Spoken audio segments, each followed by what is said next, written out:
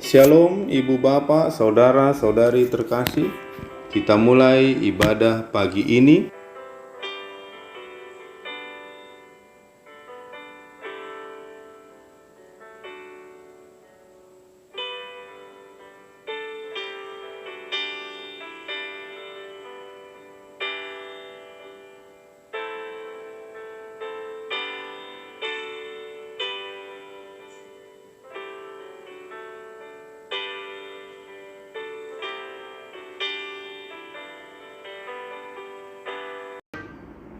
Kita berdoa. Kasih karunia dan damai sejahtera dari Allah Bapa kita dan dari Tuhan Yesus Kristus menyertai kamu. Amin.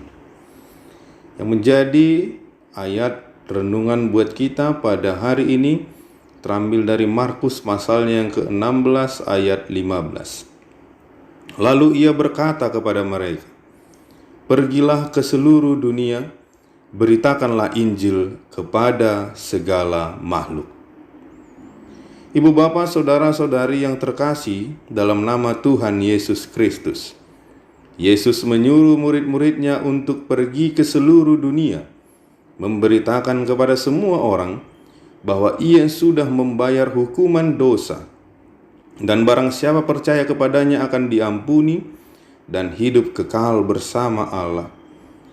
Orang Kristen pada zaman ini di seluruh penjuru dunia sedang memberitakan kabar baik ini kepada orang-orang yang belum mendengar tentang Kristus. Kuasa yang menggerakkan para misionaris di seluruh dunia dan mulai menggerakkan gereja Kristus adalah iman yang berasal dari kebangkitan. Apakah Anda pernah merasa seakan-akan Anda tidak mempunyai keterampilan atau tekad untuk menjadi saksi Kristus?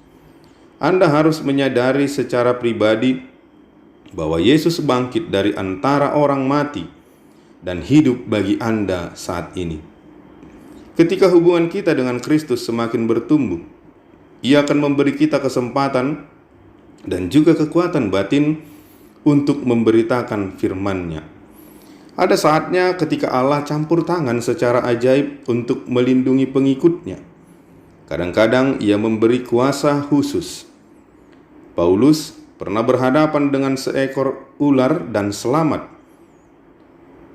Sementara murid-murid menyembuhkan orang sakit, namun bukan berarti bahwa kita perlu menguji Allah dengan menempatkan diri kita dalam situasi berbahaya atau dengan mencoba melawan hukum alam. Allah memanggil kita untuk hidup sebagai warga negara baru dalam kerajaan kekal dan bersaksi melalui perkataan dan pelayanan dengan kasih dan kuasa Allah. Kesaksian kita hendaknya berpusat kepada Yesus. Siapapun kita, apapun situasi kita, dan dimanapun kita saat ini berada, kita hendaknya tetap memberitakan Injil. Memberitakan Injil bukan hanya sebatas menyampaikan firman Tuhan semata. Sebab dengan memberitakan pekerjaan Tuhan dalam hidup kita dan kuasa-Nya yang menyelamatkan kita saat kita sakit maupun saat kita terpuruk dan juga di saat kita mendapatkan berkat, itu sudah termasuk memberitakan Injil.